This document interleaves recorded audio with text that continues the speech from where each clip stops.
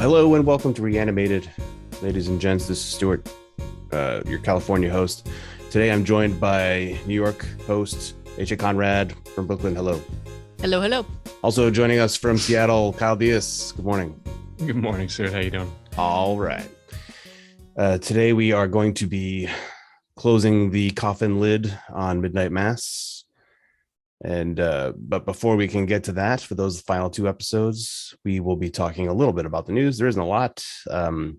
These days, the news is almost always like Disney's Zombies musical and Call of Duty zombie DLCs. And honestly, yeah, I can't. I don't have it in me. But we did have a little bit of news that probably came as no surprise to our resident sage, H.A. Conrad, who can typically see a little bit of the future. And that is Marvel Zombies getting its own spinoff. Yep. I mean, there's zero details other than that this is happening. It's going to be a thing. Also, Agatha Harkness is getting her own spinoff, and that I think is also pretty cool. Yeah, agreed. I'm excited about this. I'll admit, I didn't see all the announcements, and I know that they made announcements about several different shows. So I totally missed that they did this until you threw it into the news items. So I heard it, like I got an alert, but I just didn't focus on it. But I'm excited. This is going to be, I think it's going to be good. So I personally enjoyed the animated episode that we saw. I thought that was fun. So we'll have to see what this brings down the road when more details become available. Coincidentally, I was on the episode with you guys where we covered the short, and I really enjoyed it. We talked about how good it was, and yet my reaction to this is kind of like, I'm not excited for this at all. So, I mean, Kyle, proved me wrong. Kyle, there are no coincidences. Don't you know this by now? No.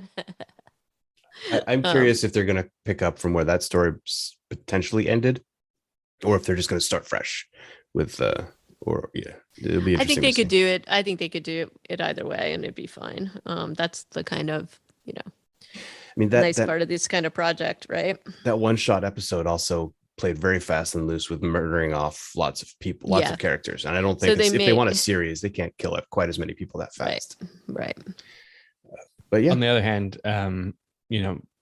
you can bring back your voice cast for a 20-minute episode, but if you're going to do this as a real series, how many of those folks are you going to want to pay? Yeah. Right. That's, probably be a couple of the big stars, and then that impression is for the rest of the folks. And they didn't always hit it right on, right? Like the Jeremy Renner impersonator was not as and the Chris Evans, neither of those really rang. Yeah. And of course Chadwick Boseman is unavailable. Rest in peace. Yeah. Okay, well, let's see what happens. I mean, it's going to be animated. Those can take a long time in production too. That's true. But with the might of Disney at their back, I'm sure they can work some miracles. So, I mean, that's the news. Let's yeah. Well, and I think there's a couple other tidbits out there, but because of the fact that we're trying to cover these two episodes, I think it makes sense to hop in. Yeah, these are busy. And this show has been taking us a little bit longer to talk through. The first one we're talking about is episode 6. It's called Acts of the Apostles. It picks up right after Riley has turned into ash and blown away on the wind. And what's Aaron going to do now is kind of the question this makes me ask. Right. And I mean, she's okay. I mean, despite the fact that this smoldering thing happened in the boat, she's fine. She's rowing back in. She kind of just moves over to his seat and like brushes him away. Yeah. Takes like the oars. Perfunctory little housekeeping, and then we're fine. And it doesn't shock me. I think it makes sense to what she basically does is she goes and tries to talk to Sarah. And I like the fact that this is like Sarah is, I don't want to say that she's a skeptic, but we do know that she's not been taking the wine at church, and probably Aaron's aware of that. And given some of the connections that are there, it makes sense to me that this is who she decides to go to. Yep. And we get our first monologue of the episode, thanks to this Yes. visit, in the form of Ignaz Semmelweis, or Semmelweis, the Hungarian doctor who believed in washing hands. And it's Oh yeah, this went on again. Like, look, I appreciate this here and there. I do think that this is the one sort of Mike Flanagan overindulgence that tends to happen a lot. And this is, yeah, This episode has several that are Several. notably bad, especially as the pace of the action is picking up. And so like you're just like, what are you doing? Like, stop, Right. stop just talking and go do something. And and to me, like, to me it's lazy storytelling, because it's trying to do something that you are not apparently or able or willing to do with other tools. And so to me it's very lazy, and it's sort of like, if it were a book it would be edited out. So I don't like, so it really bothers me, but it is what it is. I don't know that it's I wouldn't characterize it as lazy. If anything, it's trying too hard. It's like not it's telling instead of showing a lot of the time. So to me, it's lazy because it's trying to build something into the characters or interaction with the characters that is unrealistic. And you're just using the words as a way to cheat, basically, to give your audience some information that you're not able to get to quote unquote show them. Yeah. So to me, it is lazy, but we can agree to disagree. That's fine. Oh, we do on occasion.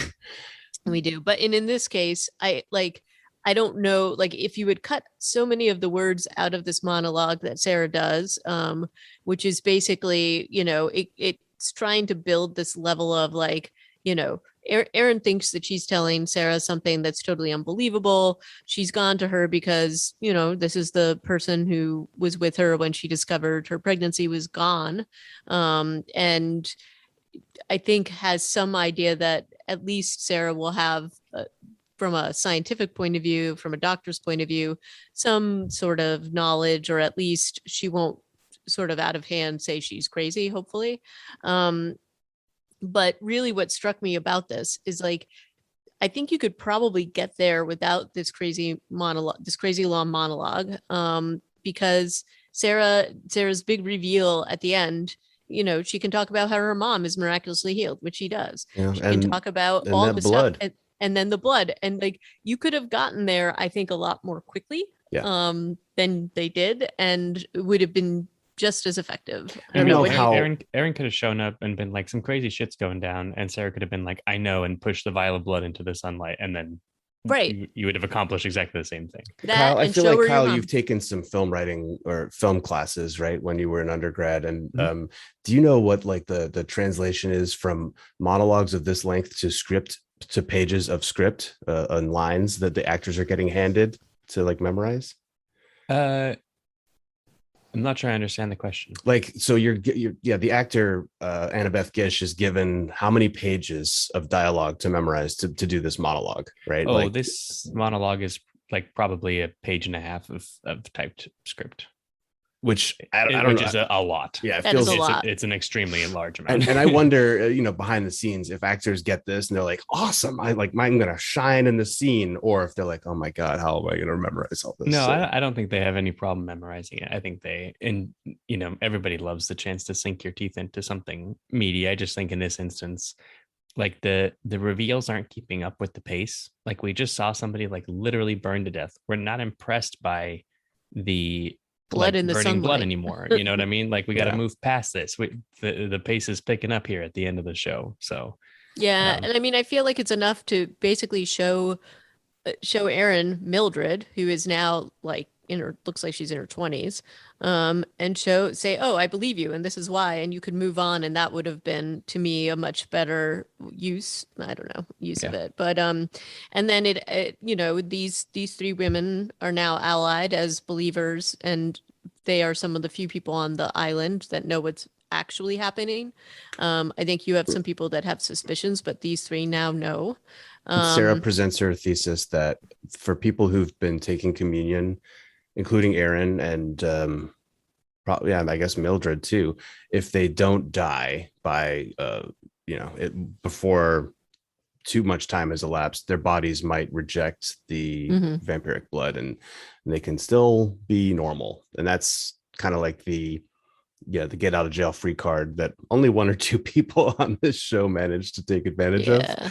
But still, that's the get out of jail. So I'm glad that they also laid that out during this these couple of scenes. We've also seen Father Hill, Paul Pruitt, Monsignor John, and he's on the steps of the rectory and can somehow sense that Riley's gone. And he's talking to Bev, and Bev comes up and spits some Garbage out. venom at him about how Riley is Judas and he was one of the apostles too, and he turned his back. And she's always got an answer. And still waiting for someone to punch her in the face. Yep. But yeah, so there's this is kind of a turning point, I feel like, for Paul Hill, where the balance of their relationship, well, it's always been a little bit questionable, I guess, but Bev certainly feels like she has the upper hand over him more often than not. And then, and they're also coming up with their whole plan in terms of their communion and all of that. And I feel like, do you feel like in this particular scene between them that the balance is starting to shift a little bit, and the power, it feels like that a little bit. He's kind of like, you got to break some eggs to make an omelet. And she's like, I told you so. And all the, I don't know, she is incredible. As I've said before, this woman, this actor who plays Bev is incredibly good at what she does. And she continues like throughout this episode and the next episode, but throughout the series, she just keeps sort of doubling down on her level of unlikability, which I just didn't think was possible, but she does it. And so it's really, to me, it's an incredible performance. I think the whole cast is really strong, but her character especially and her performance is noteworthy in my opinion. Ed Flynn also arrives at the rectory with the letters that Riley has left on their beds, and we talked about this a little bit last time, you and I, Kyle. So so Ed arrives with those letters and is not giving his son the benefit of the doubt, even though Father Paul is like, you should assume the best of your son, even though he's the guy who basically had him killed, or or at least was complicit. I thought that was some grade A hypocrisy coming from Father Paul. Yeah. I also think that, it's just putting yourself in his father, in Riley's dad's shoes. Like, he gets these letters, they sound absolutely nuts, right? Like, you really would think that your loved one was having a mental breakdown. It makes sense that he would go to Father Paul, both because he's got a letter for Father Pruitt, so he doesn't yet know that they're the same person. He really is going to him for counsel, and so it's like this very icky thing, but also it serves a purpose because he delivers the letter to Father Pruitt to him. And it's a nice little like knife in the ribs to Father Paul from Riley post implosion or explosion, post immolation, and it's basically like a little ashes to ashes, and it was like to dust we shall return, right? Yeah. And there's, again, I think Hamish Linklater is just even his face in this scene is it just speaks so much, because he knows he's being hypocritical and he knows that he's like, and there is a moment where I think, I don't know how you two felt, but I thought, oh, is he gonna is he gonna kill Riley's dad right here now? Because it almost felt a little threatening to me. But he just kind of lets him go, which there is a moment of tension there. At least there was on my end of things, because people don't have the best of luck coming to Father Paul for counsel. So and for comfort. It certainly doesn't always pay off, especially if it's after dark. Especially not in his little rectory or whatever you call the house that he lives in. Yeah. Right. Also, when Ed Flynn had entered the rectory, it was full, right? The cabal was in there, and Dolly was crying, and I'm wondering. This I actually like, because I'm like, what were they just talking about? I assume it was like the plan for tonight, which is Easter night, right? So they must have been talking about like cutting the power and doing all the things that they do later on in this episode. And it's curious that that Dolly is actually upset. Well, and I mean, did they reveal? I guess I think probably they must have. I think they had to reveal their ultimate plan for the congregation, which is, terrifying if you hear this. I mean, Mhm. this is some very much like this is some culty stuff happening, right? And if you're somebody like her who has seen what happened with your daughter and you do believe that, but it's another step, another big step to get to where they want to go with this congregation. And I could imagine people having very conflicting feelings about this and it being very disturbing and upsetting. And but Ed's sort of, I don't know, even Ed's reaction to this is really like, oh, I'm sorry I interrupted you. And they kind of like Father Paul disperses them pretty quickly, but it was a good moment. And I, there wasn't a monologue that they had to do to show what had happened. I think we all can surmise that. So it It's was a good interesting here. example. It's interesting here, just to kind of build on that a little bit. So the plan is that they're going to essentially kind of Jonestown massacre Yep. style murder everybody in the congregation to have them resurrect as vampires. Mhm. And I think the show is trying to do something a little bit tricky here, and also a little bit in the next episode, which we'll get to at some point, which is it's trying to show a group of people who are in the grips of a religious mania that is so strong that they are not acting rationally. Mhm. But we as viewers dislike when people don't act rationally. Mhm. So Right. I'm kind of like, was this part of Father Paul's original plan, or was his original plan just to feed the live people the blood in perpetuity to make them feel, young and kind of spry again? And kind of what is the Mhm. religious, or like what is their motivation for wanting to actually vampirize everyone? Because I feel like until he actually died, even Father Paul didn't quite understand the mechanics or the Mm. the benefits of, if you want to call it that, of being all vampire-y. And so I'm not sure that they quite lay the groundwork for this plan well enough, because I'm a little bit confused about how they arrived at this course of action. Well, so I think that this was Bev's influence. I don't think that was originally Father Paul's idea. I think he probably did think he would just, maybe he didn't have a full end plan, but I mean, given the benefits that the blood has had, it doesn't seem like there should be a reason for things being more drastic. But it's really Bev that's been pushing him, and she's the one who said, "Oh, you should share your gift with everybody. It's Easter. It's the time for resurrection." So I feel like he is, and that's what I was talking sort of about, like the power shift a little bit. Yeah. She, she's like, because this is, and we've seen it just even in the school board or the school board meeting or whatever it was, that she is definitely deep in this fervor and she wants the gift clearly.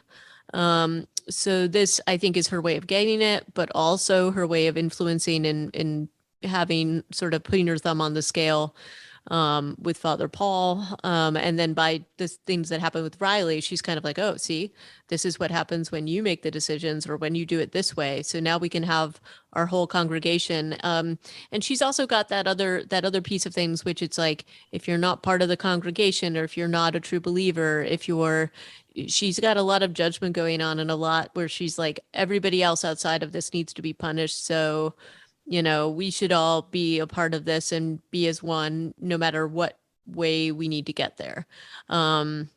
And so the whole Jonestown idea, I mean, I think she has to have had more influence. I agree with you. I don't know that they laid it out well enough because I would like to see a little bit more about how Father Paul is on board with this because it seems like there's a little piece missing. We do also still need to understand why or how Father Paul died.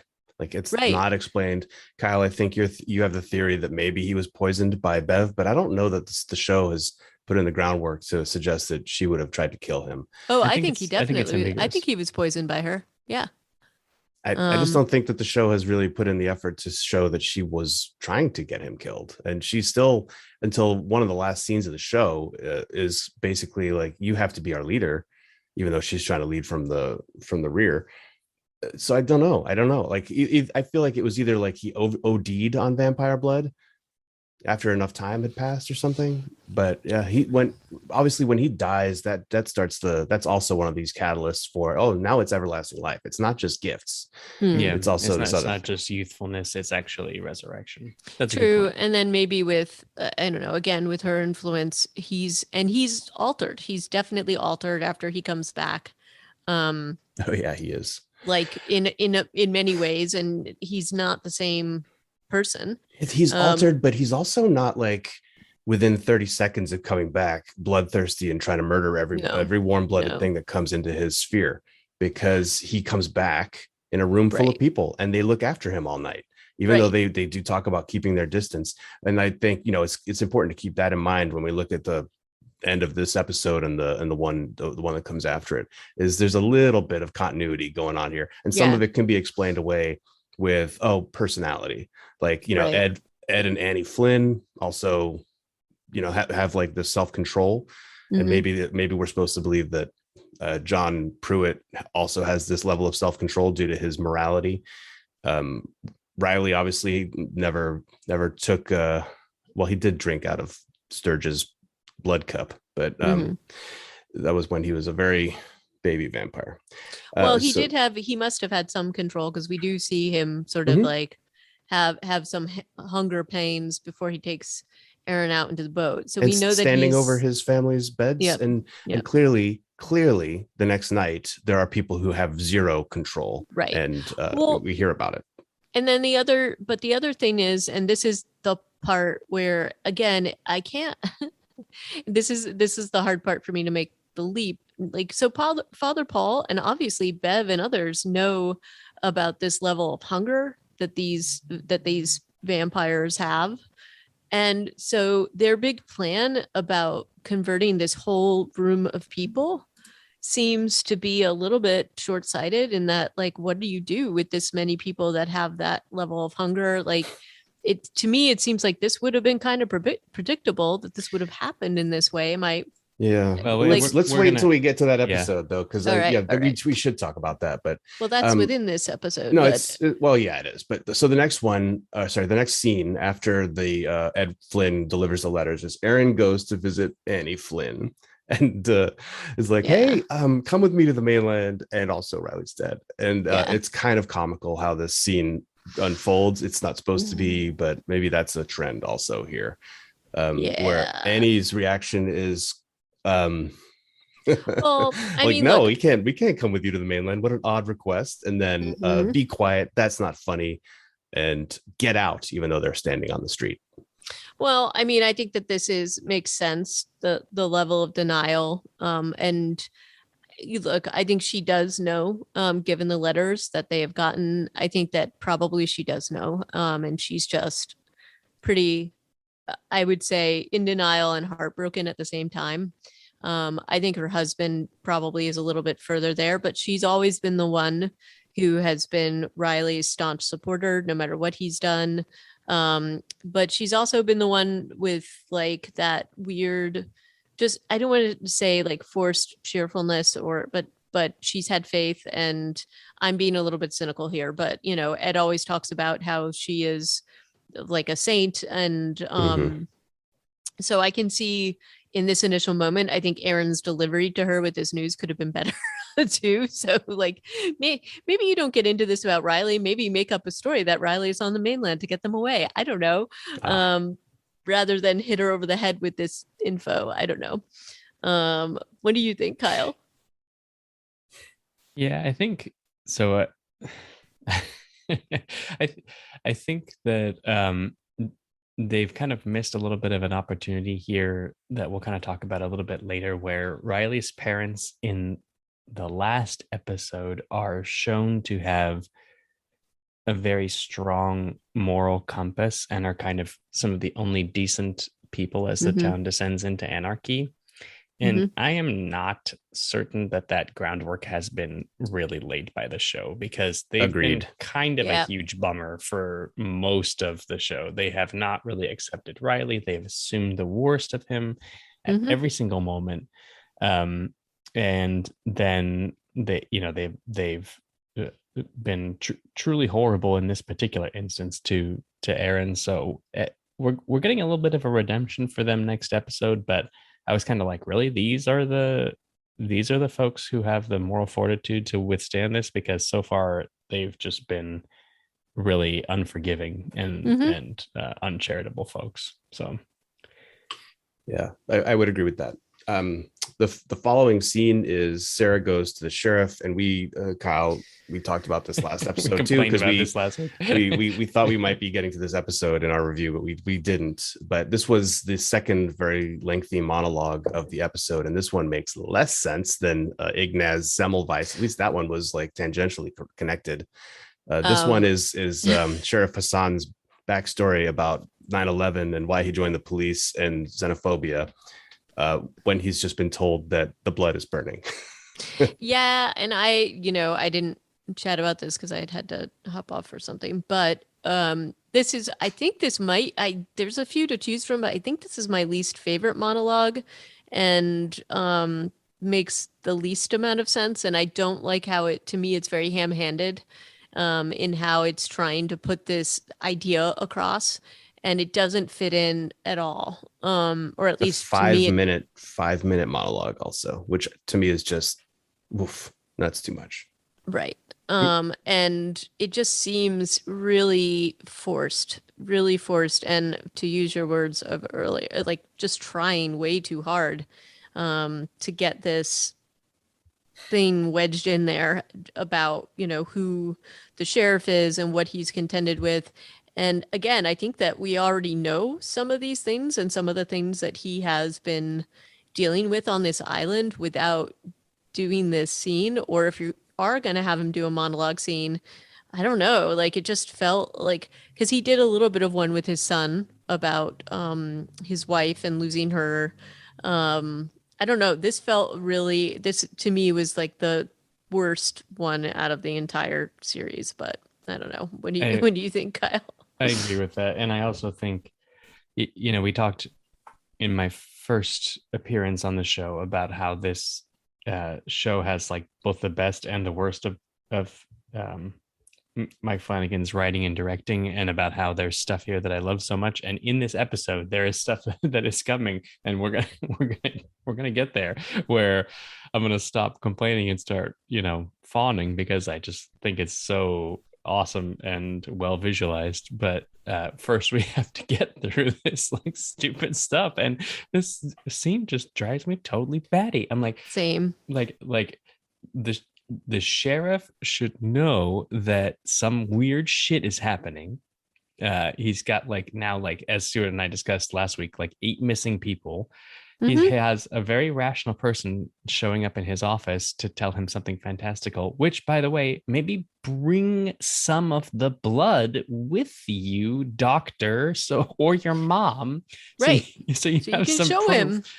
Yeah, and then he just starts spouting off this completely tangential and unrelated monologue in a way that is just it is totally counter to the rhythm that the episode is trying to build heading into Easter night.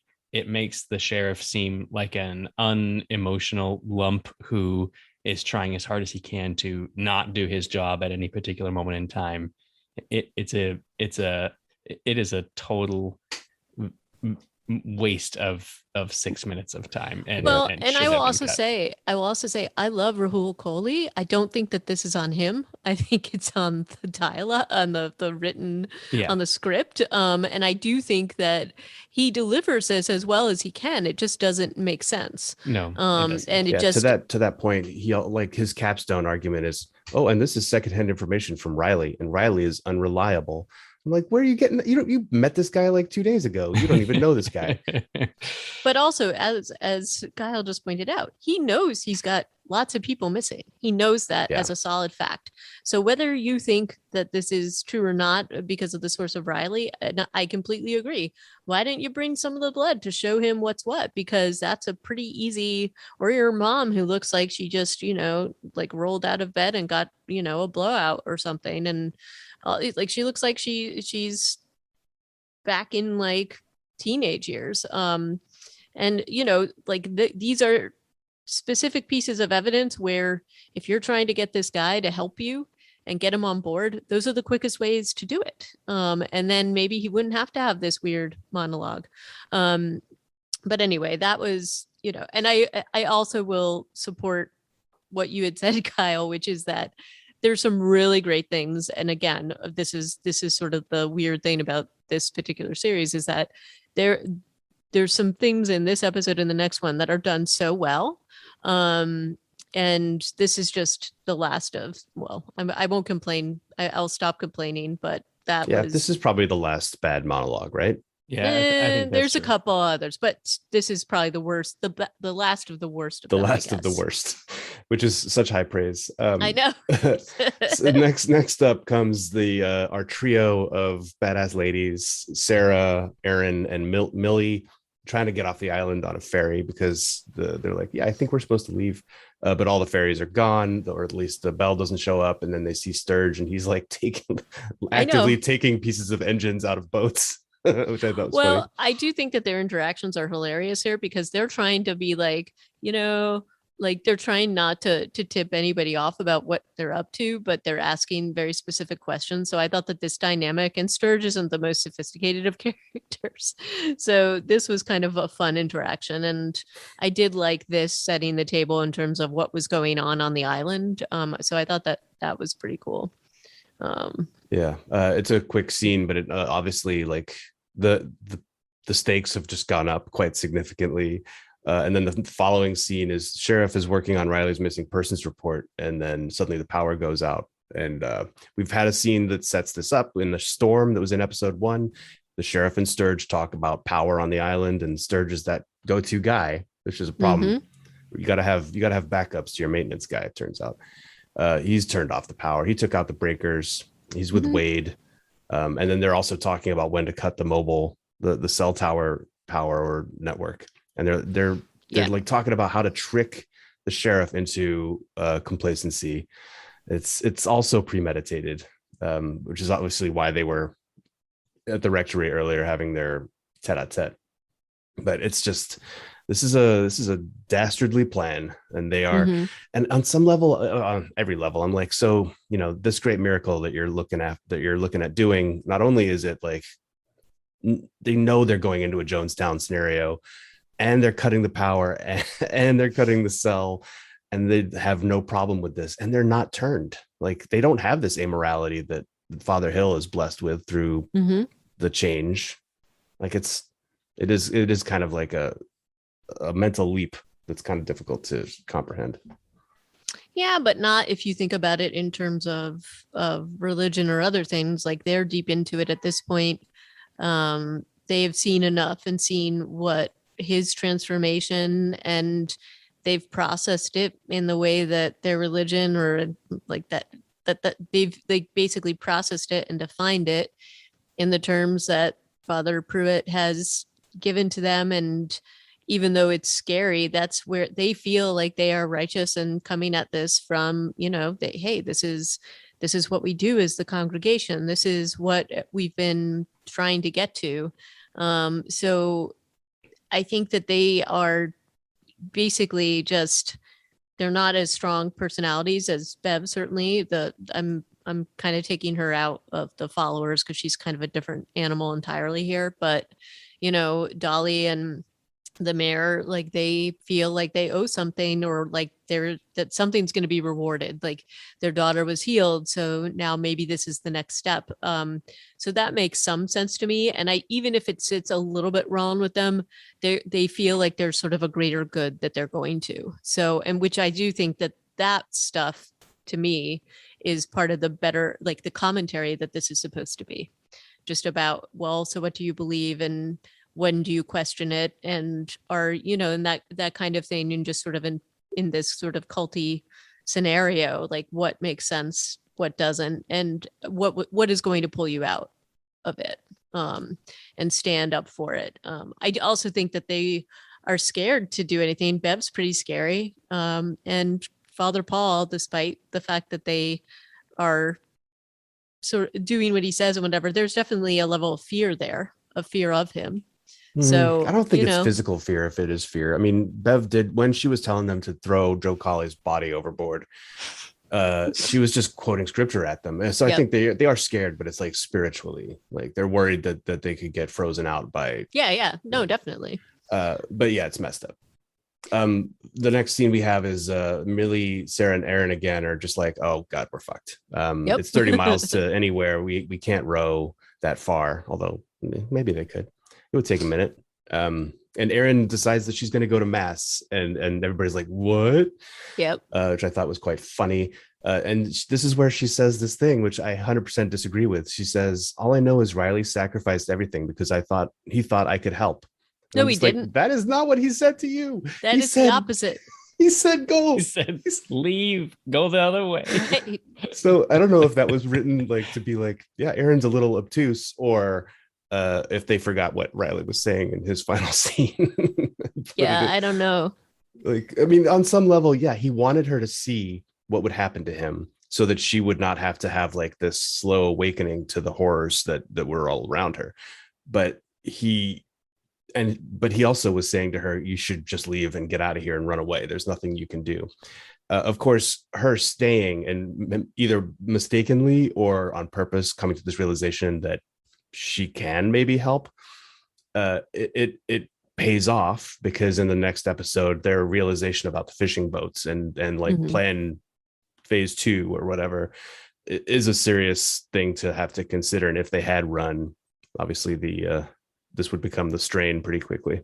And I also think that there was the interaction between the sheriff and his son, where his son is like, there is this tension building, which I think is really great here, where finally the sheriff is just like begging his son not to go to this thing, because I think despite his monologue, he does at least think something is up enough that, he doesn't really want his son anywhere near that. And his son is like, oh, but there's going to be another miracle. Don't you want to see that? And, it's an interesting dynamic, because you've got Aaron and you've got the sheriff and you've got people going to this thing that are like terrified for obvious reasons, both for their loved ones, but also for, just in general, because this is a scary thing. But you've got the sort of like the walk to the church, like the gathering of everybody. The only thing I don't know if both of you, like, because I watched this twice. And I guess I just didn't have a sense of how many people are actually on the island and how people are going to church and not. And it always felt like most people were going to the church, other than like the sheriff and maybe a couple of others. But they do sort of make a point about who's sort of gathering, and there's certain people left behind, although I don't think that was as overt, that there was people not going to this thing. Yeah, until the next episode, I was kind of under the impression that everybody had gone to the mass. Yeah, and then suddenly there were a lot of surprise people that pop up in the next episode, where I'm like, where'd you come from? And it felt like there were more people on the island than we'd kind of been seeing or hear. I don't know. It was just odd. But anyway. Well, the frustrating thing about that too is that it raises the stakes dramatically. And so I would have liked to know it. Right. You know what I mean? Like basically like the fact that there are other people here who have not been, again, and I think even in an earlier episode discussion, we were kind of like, okay, who on the island hasn't been taking communion? These 4 people. And turns out, no, it's actually like there's an additional 60 folks out there walking around. Yeah. All right, in danger here. And some people have apparently been taking communion and we had no idea. I'm looking at you, Ali. Yeah. Like, because wouldn't that have been something to show? Because there was even a scene, but I mean, I know I'm getting a little ahead, but there's even a scene with him and his dad, and he's like, don't worry, Dad, I'm not going to take communion. And his dad goes, I know, they wouldn't let you because you're not a Christian. I'm like, yes. When did they start being like, oh yeah, you've never been confirmed or any of those other things you have to do? I forget what they all are in Catholicism to take communion. Don't worry, it's fine. I mean, I can see why Father Paul might do that, but it doesn't make sense in the context of where they're doing this in church. Well, and it would have made sense if they had actually shown it and also shown that they're not sort of adhering to what he is supposed to be doing, because he would have had to do baptism, communion, all those things. Yeah. You have to do communion to take communion. I mean, you could have a scene where like Ali snuck around the back, you know, and because he was so desperate to do this with Warren and Uker, maybe like they were like, hey, yeah, exactly. You could have totally shown it that way too. So that weird was that they definitely didn't weird. Especially given the next scene. You know, cut 4 minutes out of the sheriff's monologue and use that time to give Ali some communion wine. Right. But I did like, despite the fact that it does seem like the whole island is in this procession, I did like that lead up. It was creepy, given the context. And I thought that the tension that they built, especially when Aaron goes out to join them, is kind of cool. And so I think those overhead shots were CG or real drone shots. I don't know, because it was a little hard to tell because there wasn't a lot of movement on the screen, but it did look very pretty. There was just like those overhead shots, one or two of the candles moving through the town. I thought that was looking. I think those were probably drones, although I think we're approaching some CG island shots in the next episode. So then, you know, we get to the big money scene in the church. So that, big money. You know, big money. The sheriff is in church. I was surprised to see that. I also was surprised that there wouldn't be more of a reaction that he was there. There's a little bit of a reaction, but given, you know, his interactions with some of this community, I mean, I almost feel like Bev would have tried to have kicked him out or something. I don't know. So I just thought it was odd that he was there, or that his presence there wasn't causing more of a stir. And we have Pruitt arrive for Mass, and his big reveal. I've lied to you all. I didn't replace Pruitt. He's fine. It's a me. I'm Pruitt. And the kind of, I don't know, there wasn't too much of a reaction there, but he tells his road to Damascus story again. Mm-hmm. And I had to die, but just a little bit. Like all of this it's a very funny build up to me. And then you've got Sturge like kneeling in front of the altar before actually what I consider to be the biggest reveal is when Bev goes in the back. And it's just, Jonestown and at 1080 everywhere. And you're like, oh, God, I can't believe they're doing this. Just based on, especially since he's been such a skeptic so far, just based on the sermon itself. I love having the sheriff there because I love the idea that this is his first experience in a Catholic church. And he must just be like, what the fuck is going on in here? Like until things actually get actively supernatural, he must just be like, what are these people talking about? And his face is incredible during this. But I also think that the Flynn, like the Flynn parents, are also just, they have these looks of horror on their face. And maybe it's because now it is like some of the stuff Riley wrote to them. We don't know exactly what he wrote in his letters, but now Ed had this interaction with the father and now knows he is Father Pruitt.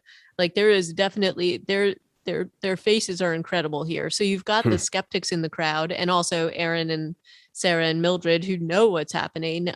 So I thought that was like great.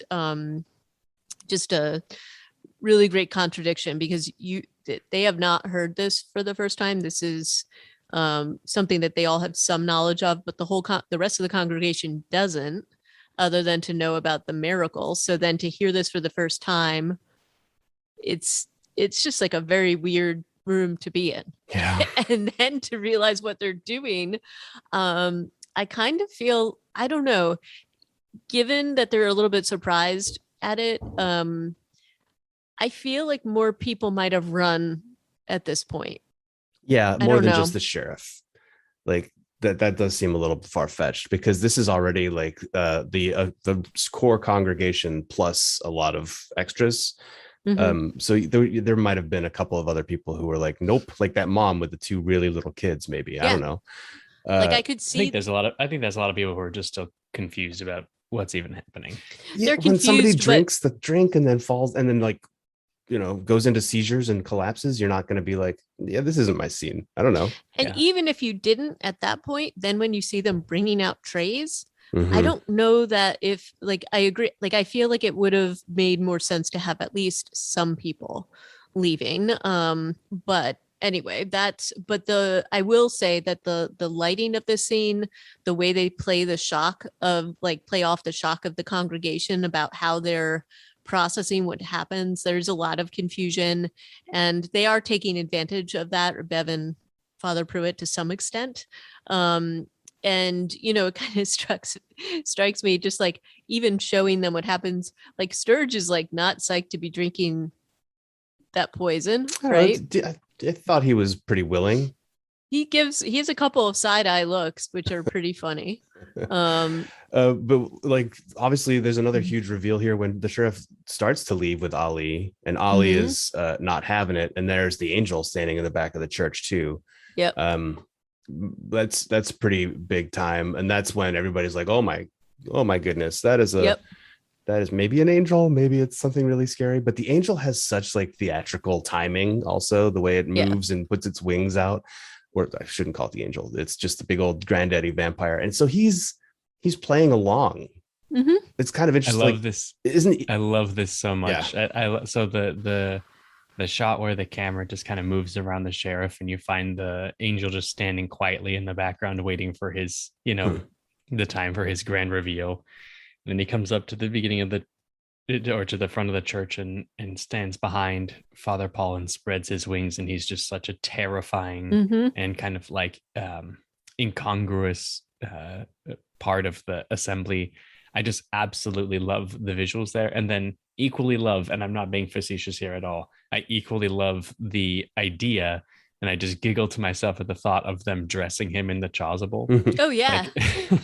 How it's really unclear throughout the entire show how much agency and logical thinking the vampire has left. Like, does he know, does he understand what they're doing here, and like why they've taken the time that they've taken, and they haven't just let him out to like vampire eyes Vampire it up. everybody. Yeah, and so I am, it's really not clear to me, but I do love the idea that they sit him down, and in some sort of like telepathic language or whatever, they're like, okay, first things first, we got to put you into this thing. big robe.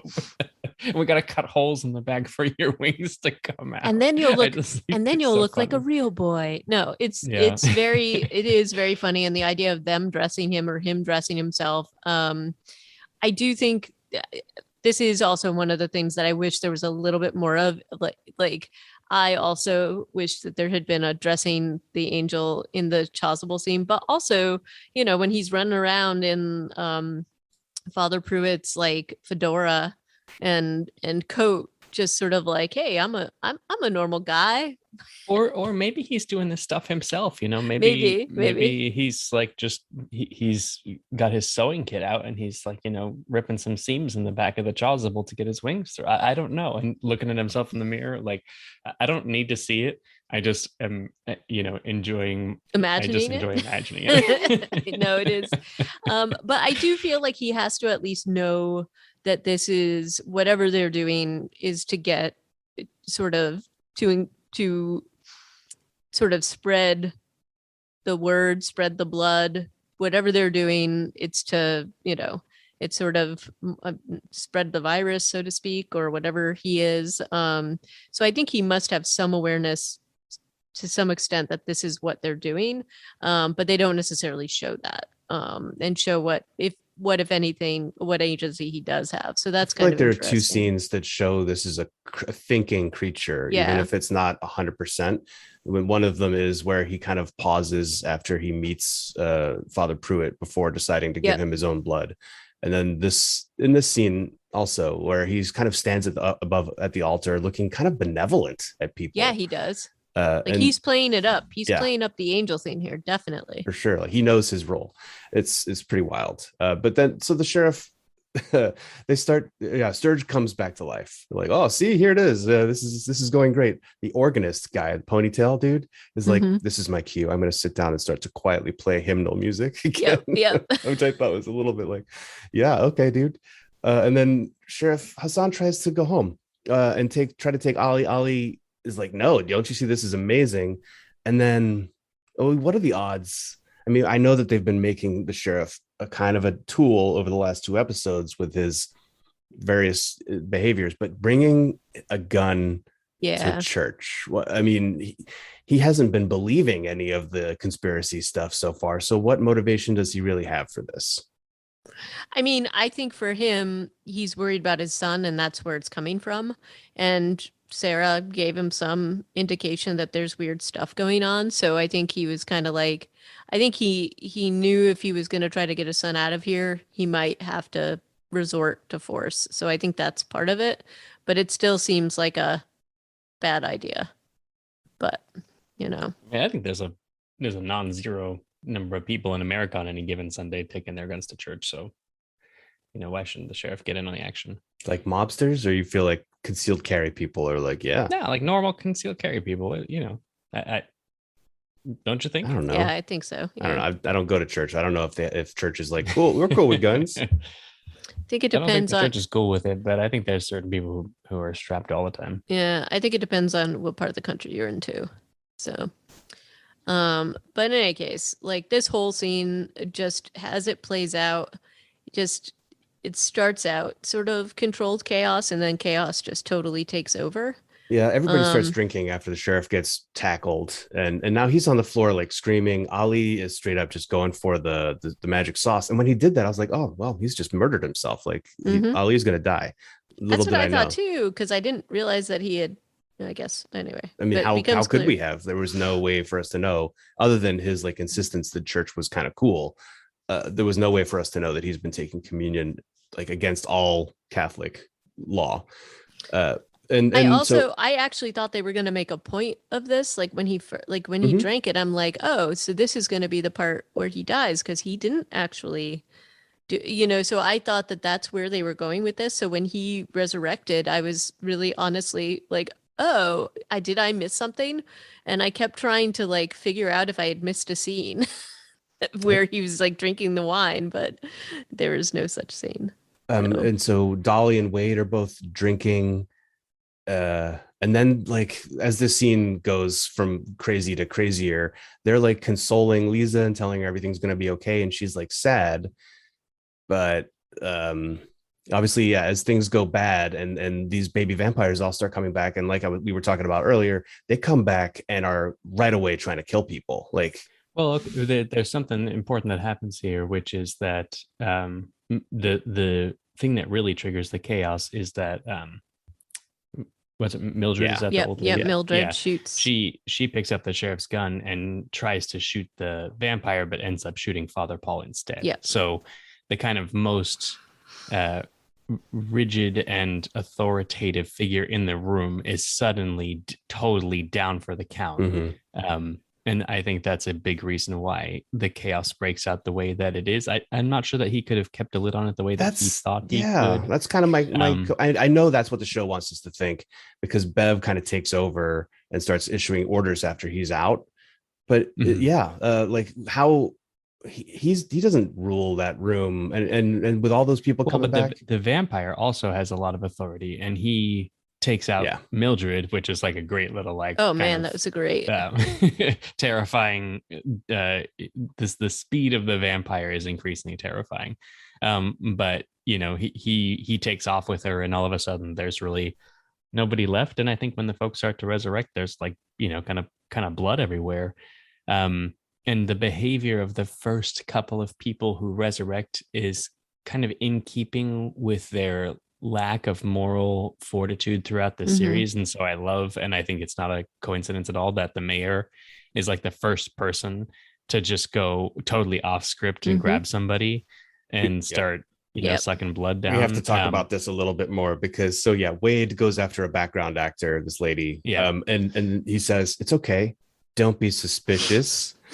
And I don't know if you guys are into that meme, but all I can hear is John Raffio and whatever that woman's name, Mona Lisa, doing their "Don't Be Suspicious" song from Parks and Rec. Oh my god, it's Yeah, so I had to play a lot of those clips to myself, but I was just like, don't be suspicious. But I really think that it's the kind of thing where if all these folks were waking up in kind of a controlled way with Father Paul there being, like he was with Riley, being like, it's okay, we're gonna do this. Like, here's some, donor blood for you to slake your thirst or whatever. But instead, you know, it's just absolute pandemonium, and they wake up to this pandemonium and to, blood Blood being flying around. everywhere. And I do think that once Father Paul was shot, there's blood all over the place. And Yeah. that probably helped feed the frenzy, because even we saw with Riley, like when he smelled the blood, it was very hard for him to resist, even though he was kind of trying to. And that was in a much more controlled environment. And this is like you've got a whole blood pool on the floor. So and then I thought that the choreography was incredible in this scene, just how it plays out. And I also really enjoyed Bev's actions and reactions in this. Yeah, she's just backpedaling hard. Yep. Yeah, it was Yep. pretty funny. It was all well so and good when it was like, we're going to share the miracle. And now you're like, ooh. Well, it's all well and oops. good till Sturge is looking at you and sniffing you and looking really Right. hungry at you. Yeah.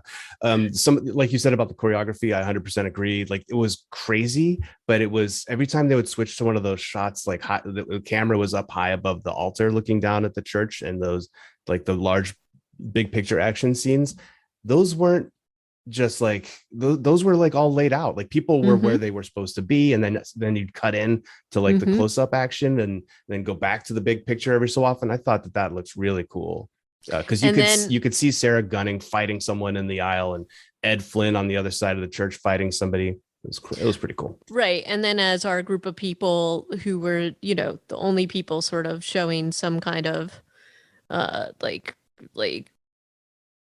horror at this whole thing, like as they're fighting to get out of there, I felt like the choreography made sense. As you said, like everybody was in the place they were supposed to be, and then you could see how they were getting to where they needed, where they could have some breathing room. I thought that was awesome. I also thought that the lighting in this, it's pretty hard to pull off because it's like a lot of candles and that kind of thing, but it all looked really great. And I do like the whole idea of this whole congregation, like thinking like this is supposed to be a miracle, and it turns into this insane bloodbath. And it's, it's disturbing and messed up, and that's deliberate, but I thought it was just done extraordinarily well. Like, oh, this has gone completely off the rails and out of control, and this is the miracle. So that was kind of I thought that this was just an incredibly well done scene, and again a hard scene to do like this and this successfully. I can laugh about nitpicky portions of it after having seen it now twice, but the first time through I was just totally enthralled by this and horrified by it, and kind of just like creeped out to my core about it. And if I were in charge of like putting together like a film studies curriculum or something, I might show this scene back to back, where the scene in the first Kingsman where Colin Firth just takes out an entire like kind of bloodlust crazed congregation, because the visuals are kind of similar. I agree. But the tone and the music and the lighting and the feeling that you get from the two is just like wildly 180 degrees opposite. And so it's a really fun exploration of like how all the elements of filmmaking can matter when putting a scene together. So I think I went and watched that scene on YouTube after I watched this episode last night, just to remind myself, and it's striking how similar some of the visuals are. It's so funny that you said that, because I thought the exact same thing. Yeah, same here.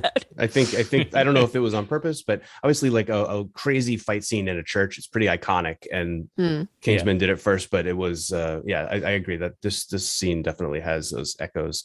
The exit of our team of heroes is also pretty amazing here, when they get into the back of the church, and there's Bev also hiding. But Aaron points the gun at her, and she's like, oh, guns don't matter anymore, you're gonna buy yourself 5 minutes. Like, bang, okay, we've got 5 minutes. I thought that was incredible. I love that. Yeah. So yeah, that was great. That's kind of close to the end of the episode. At the end, Bev wakes up, looks at, do the thing where they all look at the lights, and a lot of dead looking people in the church, including a little girl actor. Um, but then everybody pretty much wakes up. You don't see Ed get up, but by the end of this episode, you're kind of like, well, all right, did anybody even die in there for real? It kind of feels like no. But what they did have was an extremely traumatic turning ceremony, I guess. Yep.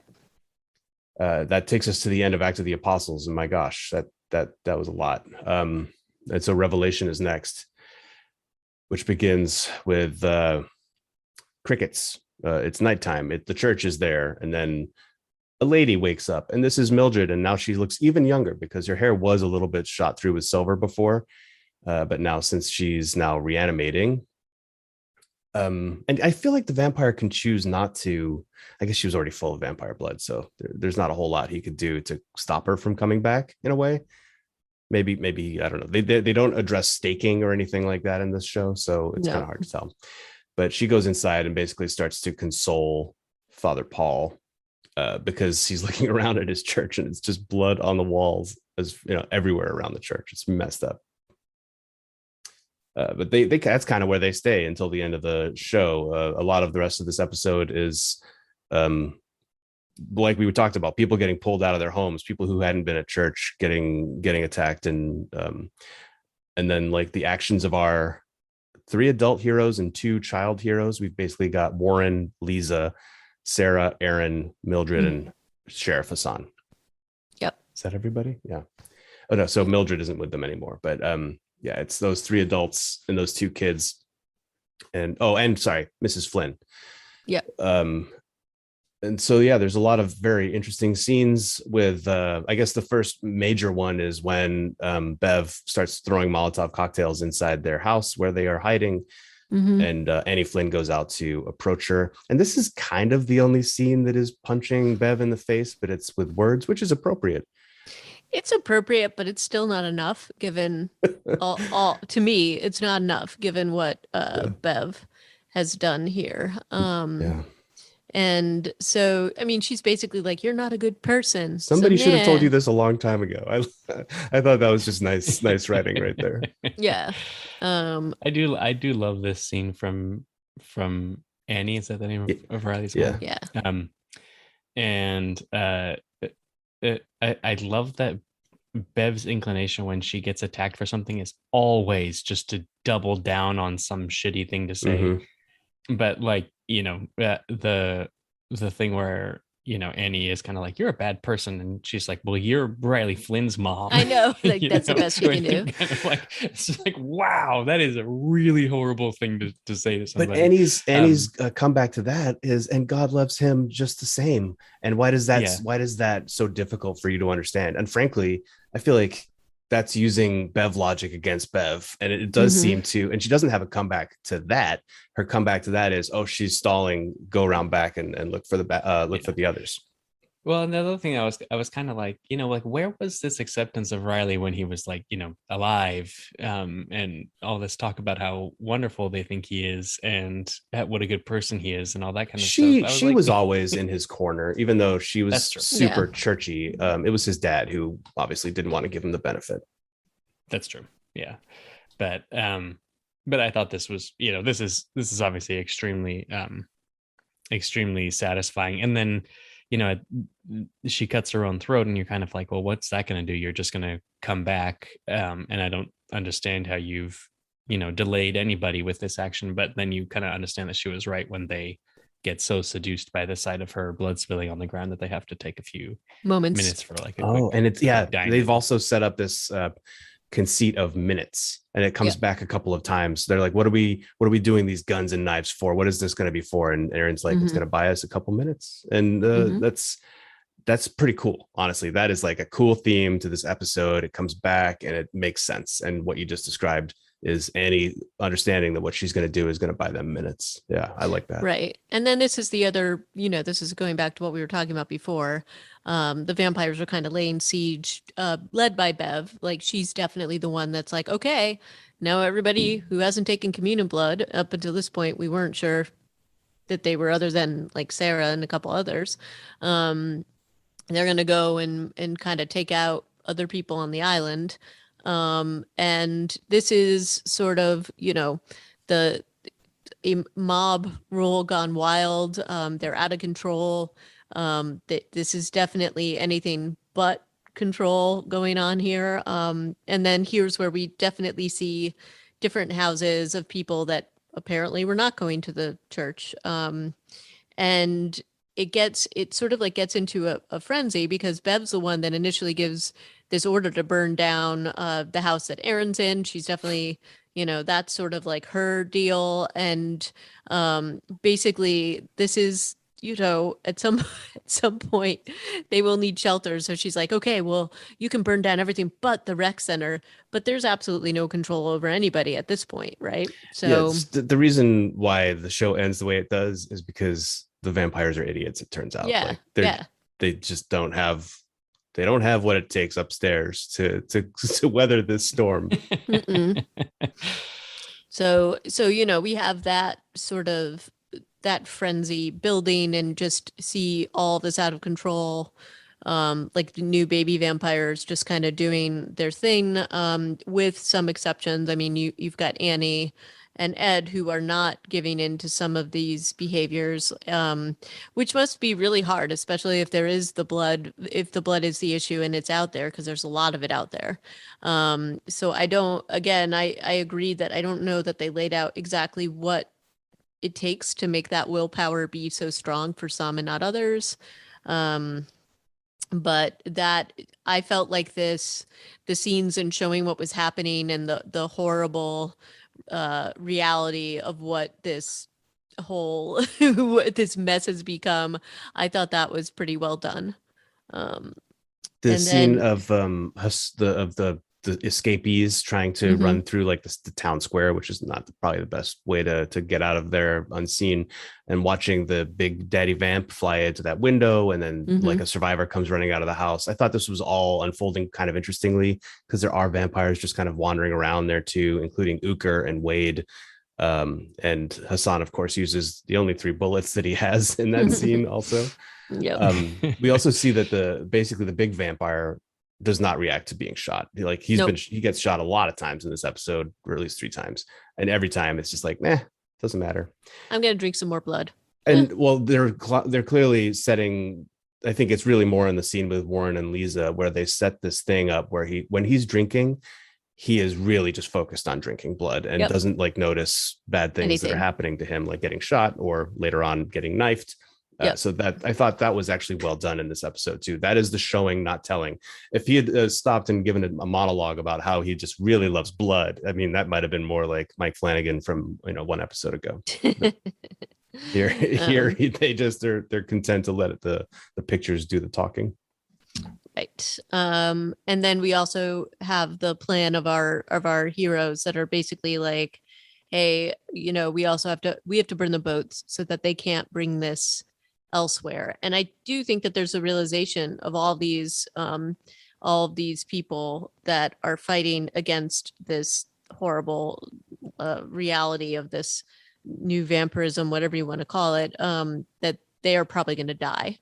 I think that there's some effort to try to get, like Lisa and Warren, like they do try to get them to go out, but they don't really to sort of like wait this out, to make it to 1 boat or something and stay offshore, but they don't know that they've made it. So there's a couple of discussions about that, but I feel like all of them realize that they're probably going to die here.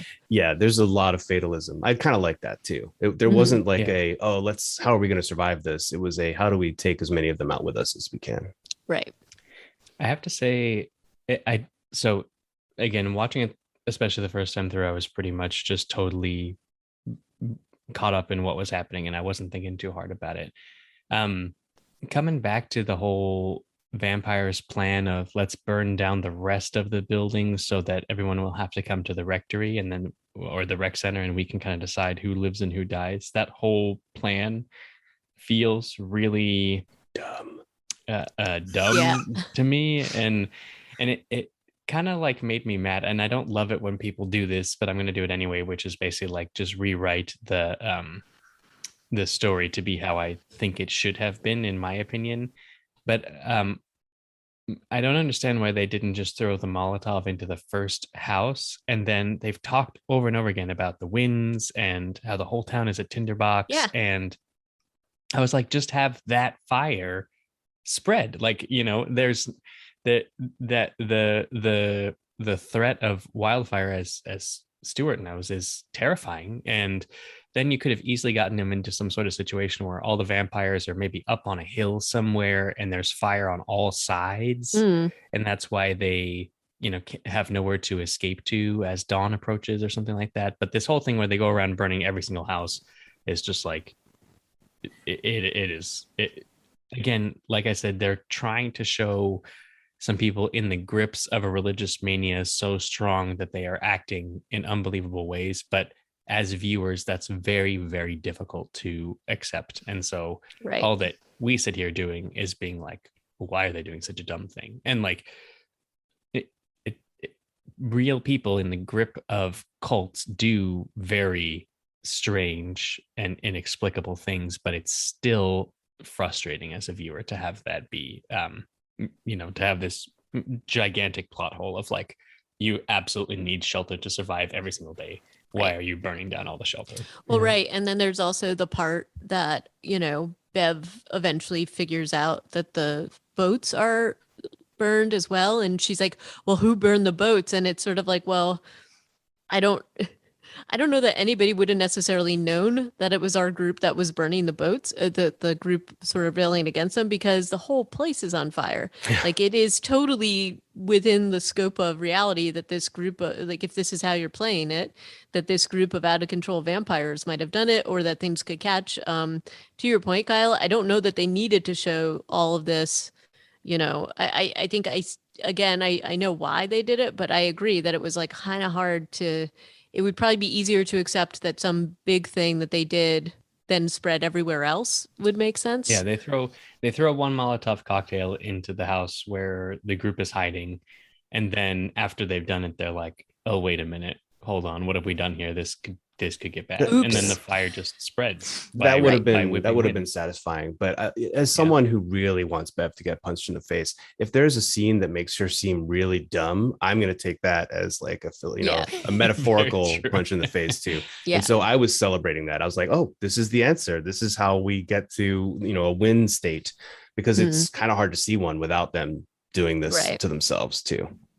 And then we also have the scenes with Father Paul and Mildred, which, I think.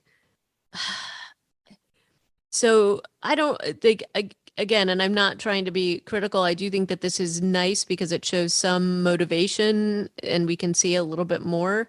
But I don't know if I fully believe the fact that his whole motivation is to come back and bring Mildred back, although maybe that's there. And that shows a level of weakness. It did bother me a little bit that, I don't know, maybe that's the point, is that he was trying to say that it was for other reasons, but ultimately maybe he's confessing here that he really did all of this for selfish reasons versus holy reasons, basically. Whether or not we believe him, it's also super major in this scene that he describes the vampire as that thing. I brought that thing back here instead of calling it the angel. So he's like completely off the wagon with everything that's happening. And I think that was good to have. It does feel like it happens quite quickly, that he goes from, I mean, obviously he's been through some major trauma just now. Well, but also it attacked Mildred. And he's like, oh, did it hurt? Or something like that. Yeah. She's like, yeah, it did. It sure did. I don't know. Extremely painful. It's pretty painful. So I think that both those things helped him sort of come clean, basically, at least now in his own words as well.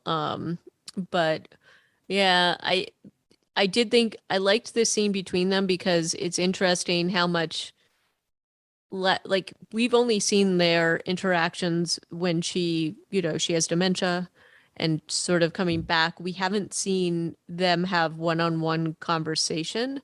And this talks about their relationship and his whole wish where he wasn't allowed to acknowledge Sarah, and how he just thought he should have been brave enough to risk everything and go away. And she sets him straight because she's like, yeah, you know, I wouldn't have done that because my husband came back from the war and he was like, this isn't, I would not have torn apart this many lives. Um, which he's always been under this assumption, I think, that if he had been brave enough, his path would have been different. And she basically disabuses him of that notion, which I thought was a pretty powerful scene. Especially since she was apparently his motivation for doing all this. Yeah. Yeah. And kind of puts lie to the entire scheme. Mhm. You know, it's like your dreams were foolish to begin with. She Kind does of. it kindly. It's a nice, she puts him down in a nice way. We also have the scene of the kids are like the kids and the adults have been split up, with the adults going around and burning boats. The kids are just like sneaking around. They've gone to Joe Colley's trailer. They got his rifle. They got some gas. Lisa's kind of leading. Warren's a little bit like, what's going on? And they end up running into, of course, Big Vampire's house, which is where we get the scene of her shooting him a few times as he's feeding. And he's like, whatever, get out of here. And then she lights really him up. Lovely callback here to the cave, where in the cave Monsignor's got the matches, and here they've got the lighter that they're using to see the vampire feeding in the corner. But the vampire doesn't even have the time of day for them, which is like their lucky day too. She's just such a boss. She like just lights them on fire, and then they lose the rifle. Sturge picks it up and starts following after them, but nobody's like in a hurry to get them. So like they are allowed to escape, I feel like, which was nice. And the big vampire is lit on fire, but I don't think is actually that hurt by that. Right. And then we get to sort of the big sort of, I don't know, the big finale basically, where we're seeing now as dawn approaches and there's really no place for because we're at this point where it's like, you know, Father Pruitt discovers that Sarah and Aaron are trying to burn down the rec center and the church. And then Father Pruitt does have a moment with Sarah where he talks about how he's her father, and they do have a really good moment together with this. And she's like, there's this really like, she's like, yeah, I'm trying to burn down the church. And he's like, good. Cool, let's do it. It's a little funny because he had just gotten done saying to poor Howard Hobbs, come on into St. Patrick's, all are welcome. Because Bev is already like turning away the wrong people who were, or what she perceives as the wrong people were brought back. Like this one guy has never been to church, and he's like, I just killed all my family. And she's like, get out of here. She's like, Sturge, yeah, you could have saved them, but you didn't know. That's hardcore. Yeah. And if you, that's when you see Bev's true, plan coming into sharper focus here, which is, essentially a religious purge of the world. Yeah. And she's already taken the reins from Father Paul by the scene too. She has said, get thee behind me. She refers to Mildred as Babylon, which I thought was a place, not a person, but I don't know my scripture that well. I think she means like whore of Babylon. Yeah. But I don't know, she doesn't say it. Or I guess she does. So she spurns both Father Hill and Mildred. And then it's like, don't worry, flock, come to me. She's laid out all these beds in the rec center. She's been busy. And she just loves that rec center. She sure does. She sure does. And so while they're, they've killed, Sturge kills Sarah, and Father Paul and Millie are like, oh, she loved that little bridge. Let's go. So they're out. We skipped over one of the greatest moments of the show, which is Sarah gets shot by Sturge, and she's lying there dying on the floor, and Mildred and Father Paul rush to her. Blood. And Father Paul just starts cutting open his like whatever, and it's like, dude, like you must know, like you've gone through this enough times. You must know this is not what she wants, right? And she's like struggling, but she's like spitting that blood out as quick as she can. The blood out so badass. She's like, no, let me die. I don't want your like your blood, and I don't want to become a vampire like you. That moment is so badass and true to her character. I loved it. It's great.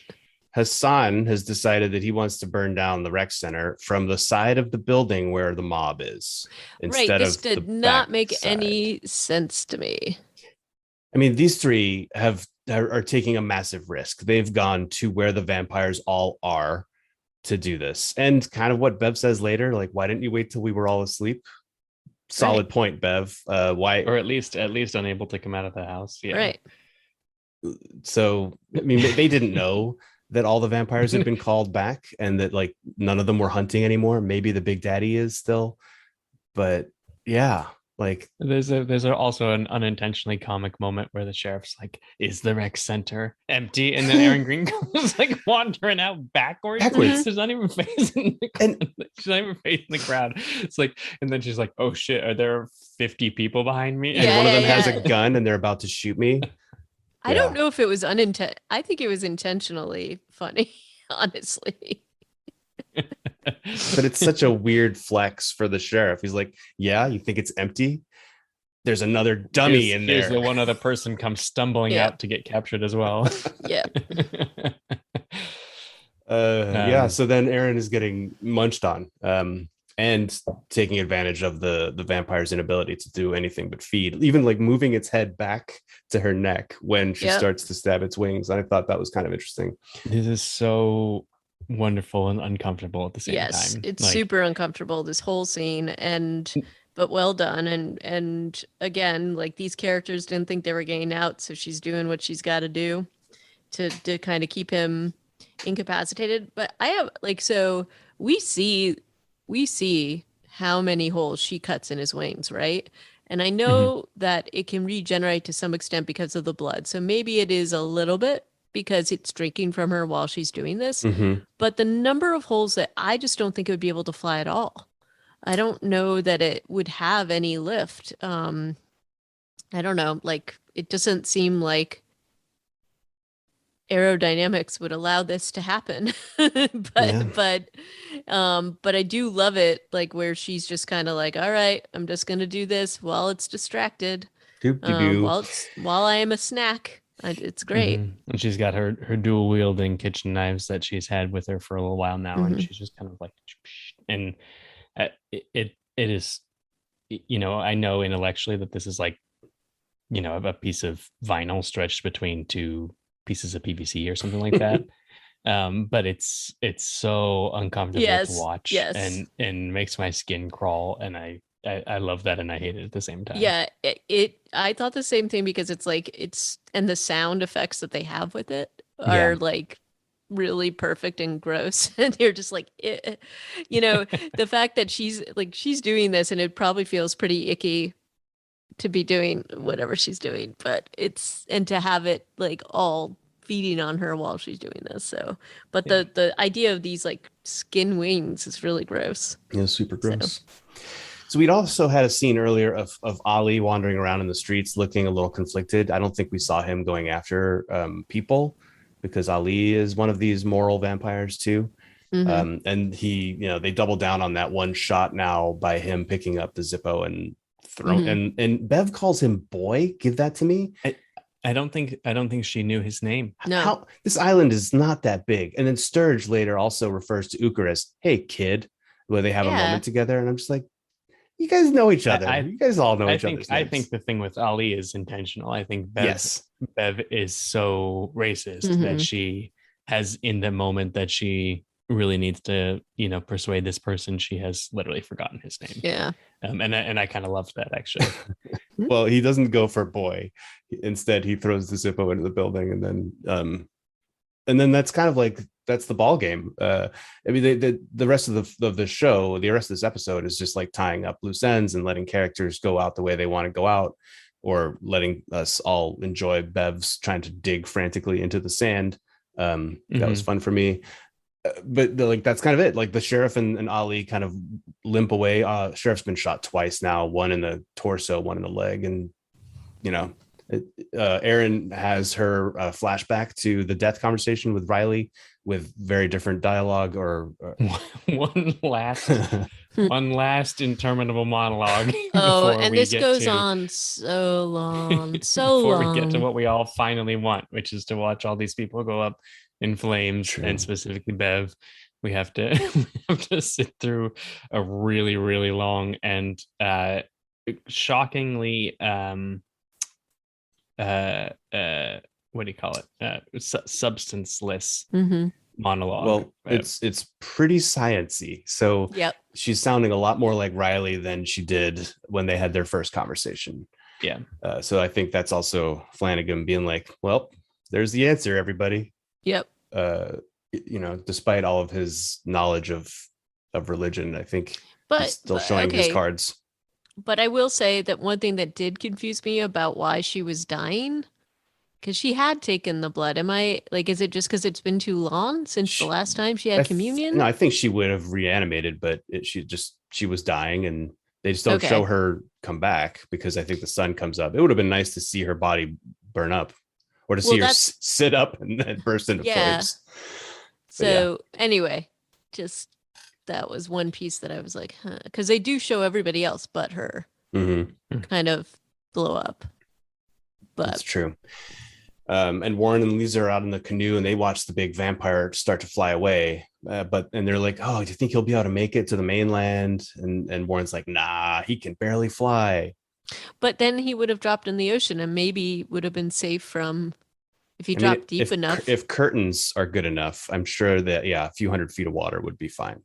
But I think by what happens at the end of this episode, well, when Lisa says, I can't feel my legs, I think that is our message that he didn't make it. Yeah. But they don't show it. So maybe that's leaving the door cracked just a little.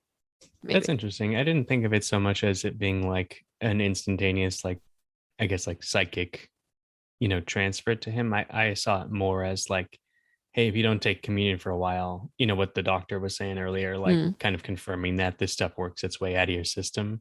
Because otherwise, when these kids eventually die in like 60 years, like they may, reanimate as vampires. Well, and they wouldn't age either. So that's also. Oh, that's true. Yeah. I just figured it would be more than like 24 hours. And she was pretty big into communion until this day. Yeah, that's very true. Yeah. So. Well, and then that's the whole, the vampire thing. If you kill the maker, then the little acolytes come back to full human, right? Like that's Dracula. That's Tenet from the OG vampire. Yeah. That is that's some regular canon. So it's really just a nod to it and not an explicit sort of explanation. So that's what I decided to interpret it as. I really like the scene of Hassan and Ali praying at the beach, and kind of goes out like they're the first two, I think, that you see meet the sunlight, and Ali kind of keels over, or not Ali, Hassan keels over mid prayer, and Ali is just like goes up in smoke, and it's really tragic. Obviously they're dead.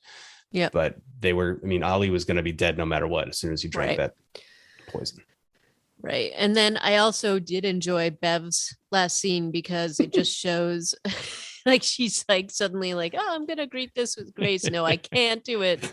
I can't. I'm going to try to scrub around in the sand, which actually does bring a pretty good point, because again, if curtains are good enough, it's sort of surprising to me that some of them wouldn't have dug into the beach or something. There must be like a rowboat that's upside. You could just get under a rowboat, right? Just while away the day until, I don't know. I think you could do anything based on how weak how direct the line of sunlight has to be based on prior episodes. So I think they were a little unimaginative. You could have put a like a blanket or a bed sheet or a jacket up. There's so much smoke on the main island. Huddle underneath it. Right. Yeah. A little bit of coverage, but But I do enjoy it, like the overhead shots, how the island is just totally decimated, basically. Like earlier, like before we got to this point, they just showed basically the entire island is done. So, other than our two little survivors in the rowboat, like this is complete destruction of everything. And and you do have like Annie and Ed with their like now remorseful people greeting the sun with some grace, and they're with each other. So I thought that it was interesting showing the different sort of vignettes of the different people, and which is why Bev's kind of stood out versus the other people. She's the only one who doesn't have grace, certainly at the end. And I guess that's the another punch to the face, a spiritual punch to the face for Bev. We don't see Sturge and Uker's departure off the show, but you do, because when Sturge after the rec center is burning and he's like, "Hey kid, are you okay?" And Uker's like, "No, I think I killed my mom." And and Sturge is like, "Oh yeah, man, I really messed up tonight too. Let's go, kid. You too, Howard." Yeah. It's like the funniest sort of. It's so strange. It's such a like a heartwarming scene of three vampires going to die together. I don't know. Yeah, it was funny. Yeah. And I do think, I mean, Mike Flanagan has talked about, like, he's been pretty open about the fact that I think this is just I don't think that there's an intention to do more with this. I think it's all self-enclosed, and they're just probably going to leave it there. Of course, he did leave a little bit of a crack of a possibility open. But I would say, based on all the projects he's got going on, I kind of doubt that they would sort of revisit this. Yeah. It's just fine as a one and done. I did really, really want to see cops show up at the island a day or two later and just be like, "Yeah, what fuck happened? What has happened here?" And it's just Lisa and Warren and a few other bodies. But yeah, Jesus. I was actually kind of hoping that there would be like a weird scene with like the ferry coming back, and that it would, one of the ferries would come back, and there's just sort of like random people that discover this. Like, I thought that, like, as they come onto the island, but that didn't happen, alas.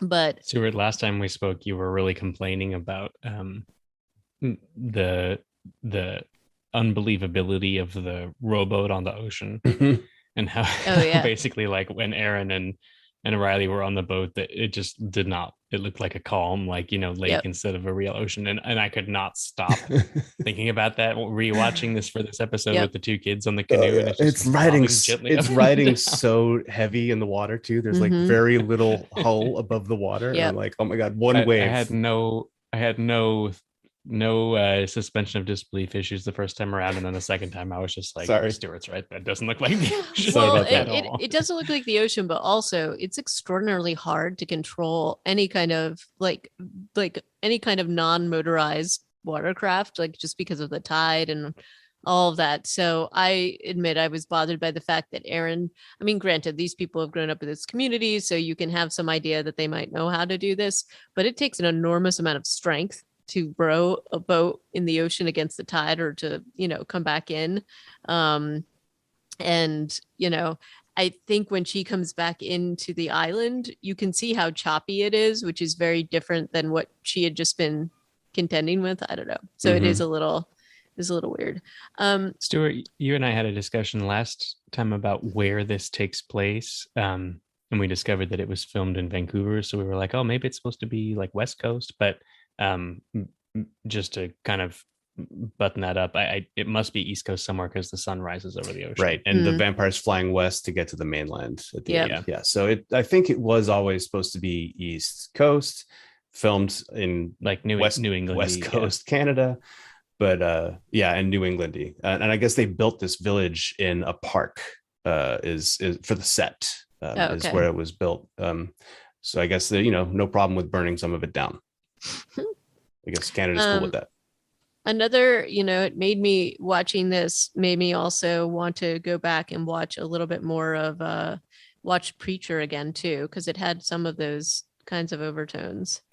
Very different, but still some of the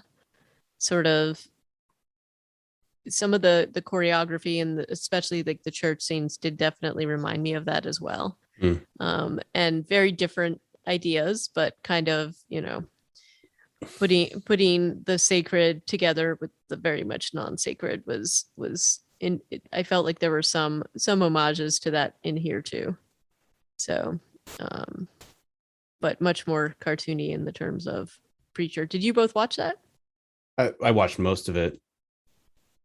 Yeah, it was pretty good. I'm looking at the Rotten Tomatoes scores for Midnight Mass, and it's got 89 from critics, 76 from audience, and the main criticism is the monologues, of course. Nobody's surprised by that.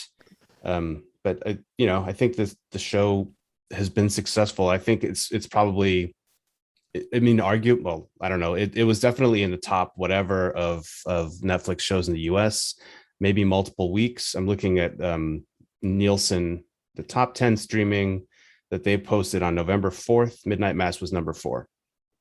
And, it came out in October. So it's clearly been there for a while. It was number 2 when they posted their list on October 29th.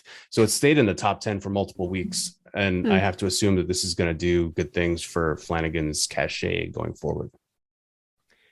I think that they did a remarkably good job as well, like not really showing you what it was going to be about. I think it was maybe even a spoiler to reveal that it was a vampire show. And that was something that they kind of leaned into the mystique. And I'll come back to something that we said earlier, which is that I really appreciate the way that the show was not like it wasn't the most fast-paced show because of all the character development and monologuing that happened, but like events did proceed with a rapid clip throughout each episode, and I never really felt at any given point in time like I knew where the story was heading or what was going to happen next. And I really, really loved that about the show. It was very unpredictable and unique in that way. And I do like how, I don't want to call it a slow burn because I think you're right that they do keep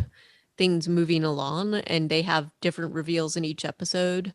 But I also thought that they especially did a good job, especially with the Mildred Father Pruitt story. Like we don't even see them interact or the fact that they have any meaning to each other until a little bit further in. And then that is slowly revealed, but other things move along a little bit more quickly.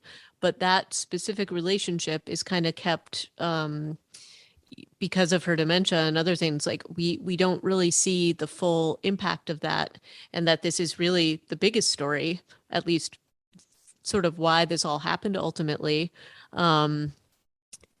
Until the very end, just with them talking to each other, and the fact that they were both suffering from dementia or some similar cognitive decline, and he basically comes back to have a second chance. That is it was, to me, that was pretty artfully done. And I wasn't totally anticipating that was his whole reason. So I thought that was kind of cool. Mm. But I do believe that brings us to the end of the show, our discussion about it, although it's been delightful. So let's do a quick discussion now on what we want to do next. Are we going to do Fear? Are we going to do World Beyond? We're going to do Day of the Dead from Sci-Fi? Night Teeth? I think we might want to take a break from vampires. Night Teeth, I watched it and I wouldn't recommend it. Oh, man. I was on a vampires kick. But I think we should try World Beyond. Okay. What is Fear? Fear the Walking Dead. Oh, I see. There's 3 Walking Dead shows now and more to come, right? Like more coming in 2020. We use shorthand to talk about. I was just Googling Fear show, and it was like MTV's Fear from the early 2000s. I was like, no. Mark Wahlberg, Reese Witherspoon.